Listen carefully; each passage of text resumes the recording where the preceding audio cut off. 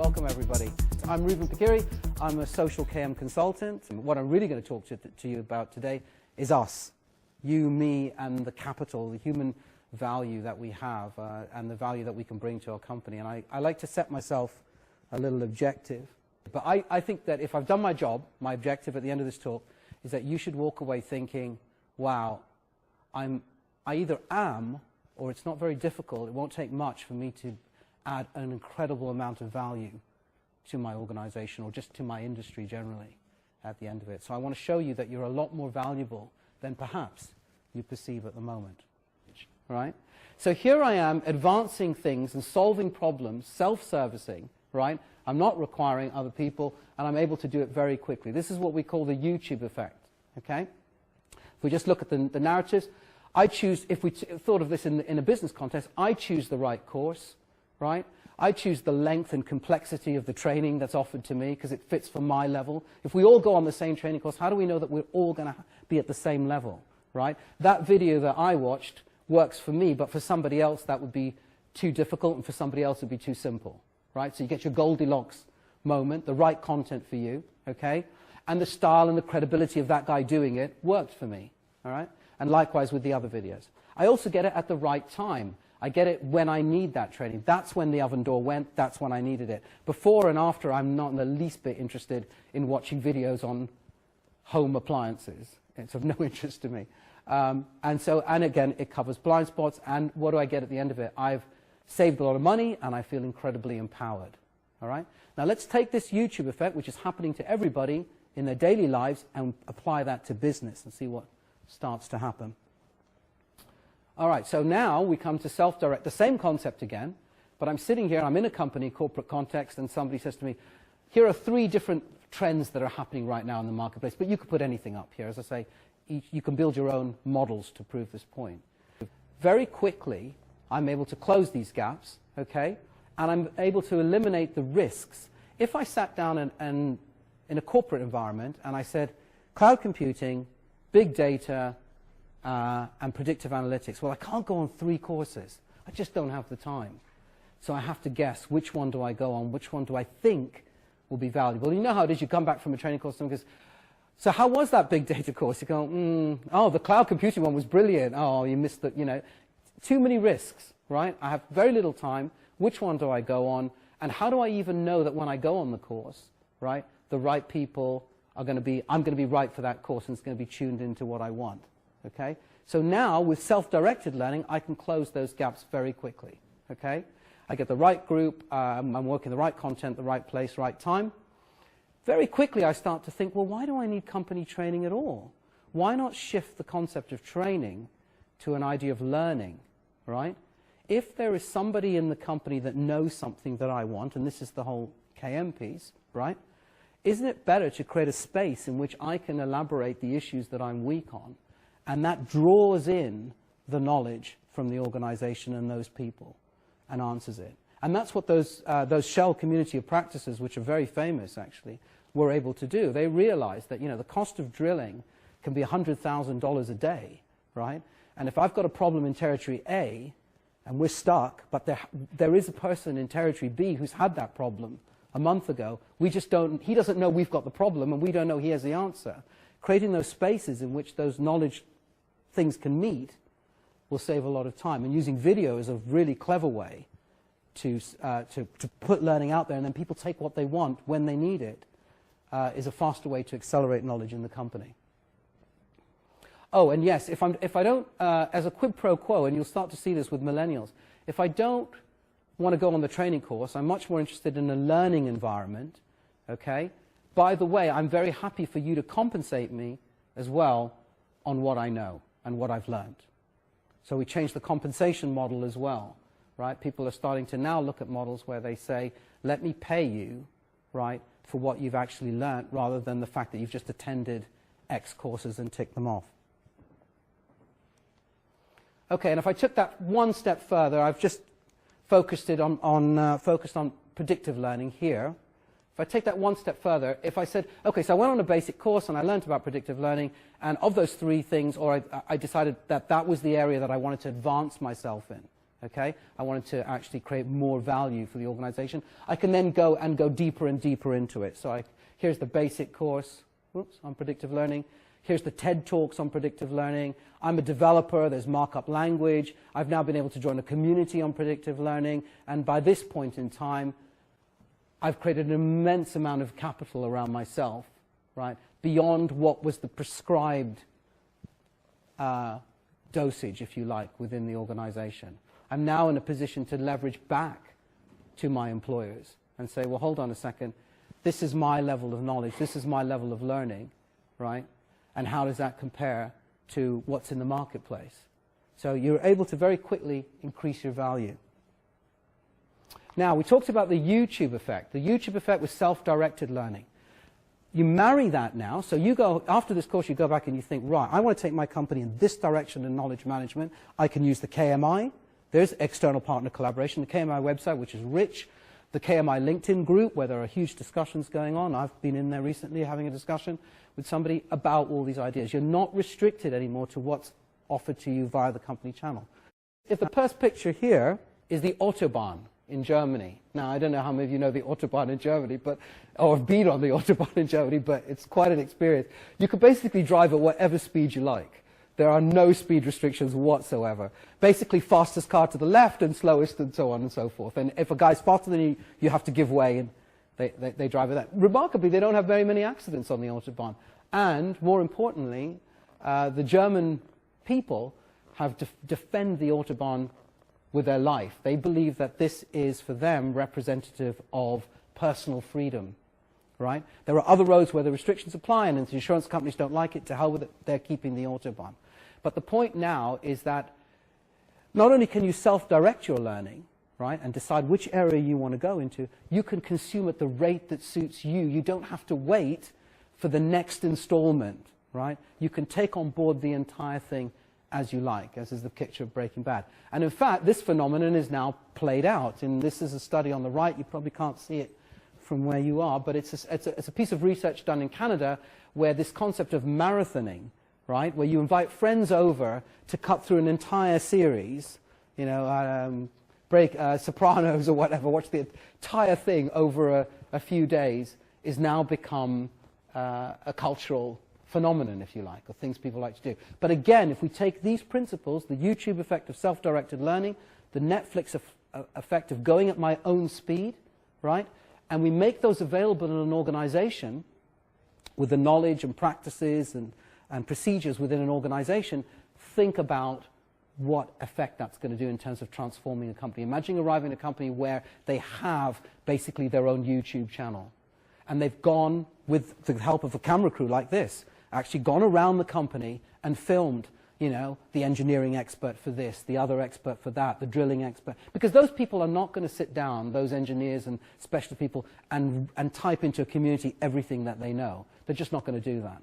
But if you interviewed them and you asked the right questions and you curated it in such a way, you've then got all that knowledge captured in the company. And should those people, for whatever reason, move on, you've still got the knowledge there. But most importantly, the person arriving tomorrow at the company can go, you know, they have a saying in the social space, I'm as smart as the smartest guy in the company, I'm just 5 minutes behind him, right? In this kind of self-directed Netflix effect, you can do that. So I don't know how many of you are familiar with the 10,000 hours rule. So basically, there's this guy called a Canadian best-selling author called Malcolm Gladwell. He's written a couple of interesting books, The Tipping Point and so on. Sorry? Yeah, Outliers, exactly. So the 10,000 hours rule was he basically extrapolated a little bit of poetic license from a bit of research done in Sweden, where he studied anybody that was excellent at anything they did, whether you were a great pianist or a ballet dancer or a guitarist or a surgeon, a sportsman, whatever.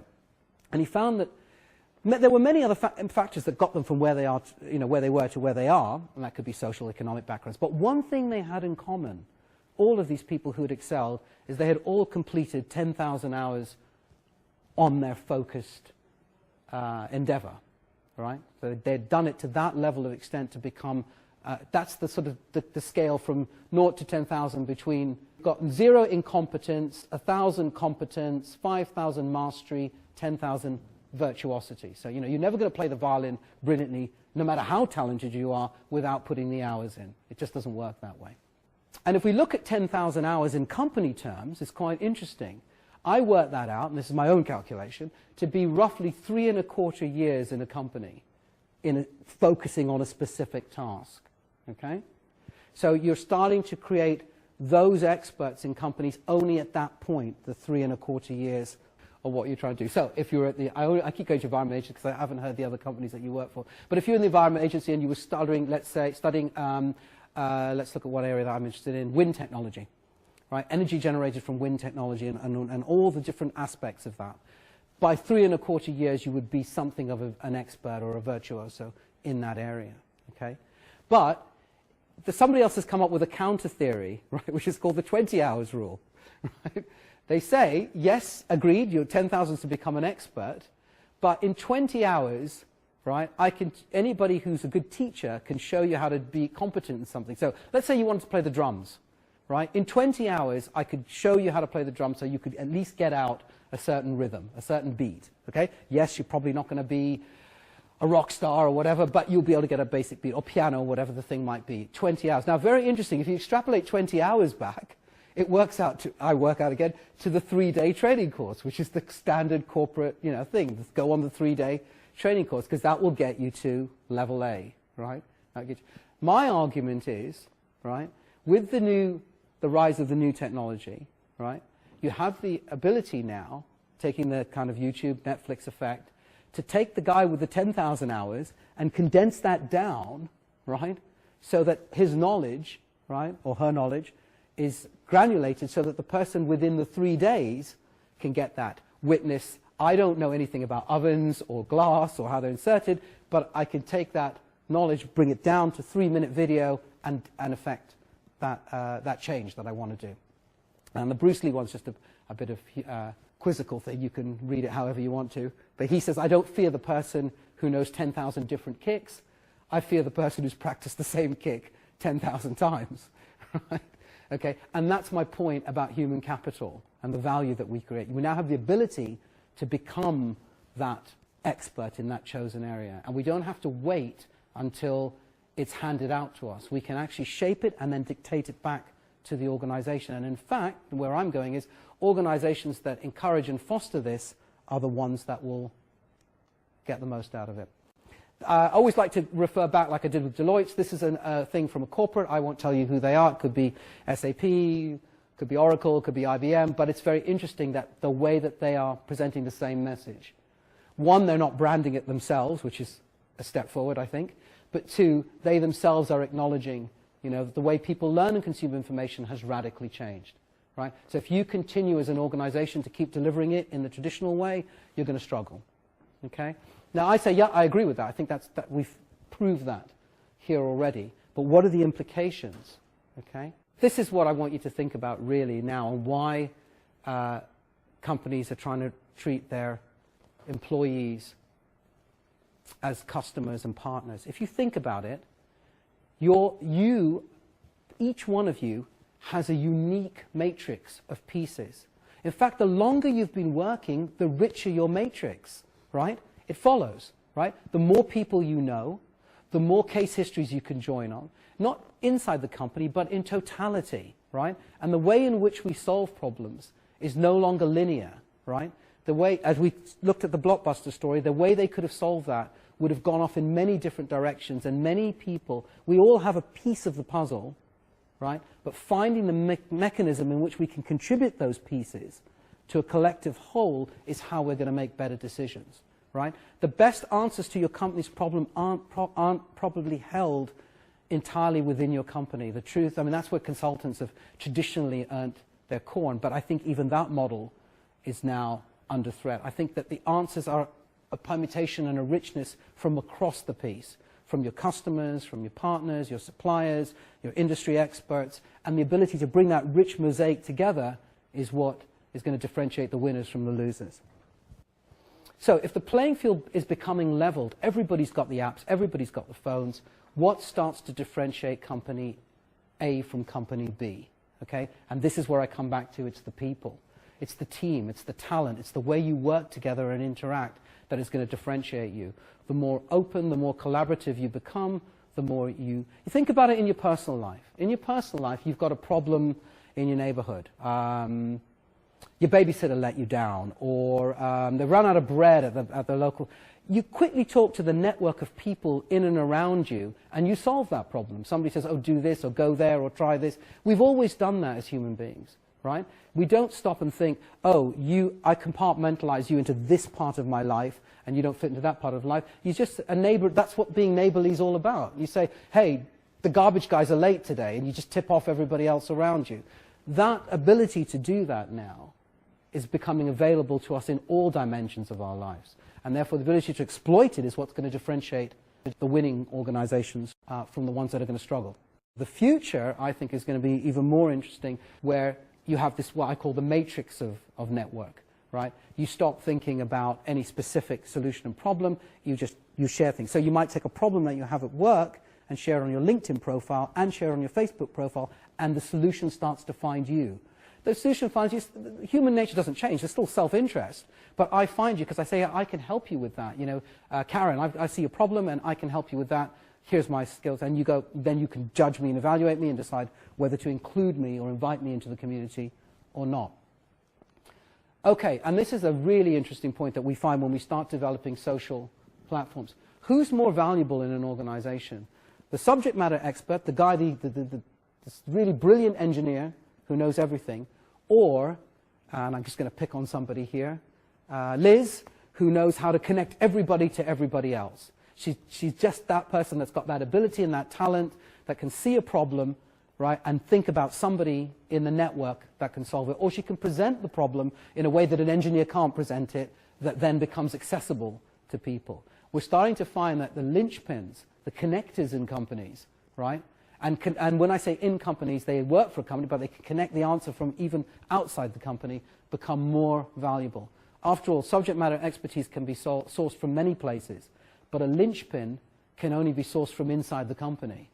Nobody outside your company can understand who connects who and how that works. It's not possible. It's a factor of being in the company, right? So now, and this is what I meant, this is really the essence of my talk, your value is perhaps greater than you perceive at the moment because you're not leveraging it. You know a lot of things and you know how a lot of pieces fit together. If you can bring that to bear, it becomes obvious to everybody else in the company that you are that person that connects all these things, and those connections are incredibly valuable. We didn't do this traditionally because nobody bothered to reward us for it. There was always the do-gooders that did a bit, but you got tired in corporate world because you thought, every time I do that, nobody thanks me for it. I don't get any bonus. I don't get nothing. They just go, oh, great, thanks, and on they go. You know. So, but now with social software, it's logged and it's visible to everybody that you're the linchpin. We are moving towards a people-centric organization, not a data-centric organization, where individuality is going to come to the fore. I think the org chart will never go away in organizations, but I do think we're getting what we call the influence chart. So my point about, you know, Anne being the linchpin in the company, people can see that, and so she's valuable. We don't want to lose her, right? And as I showed with the gamification, task-based, not roles-based, not I do this and this is my job. No, this is the problem for today at the company, and who can help with it.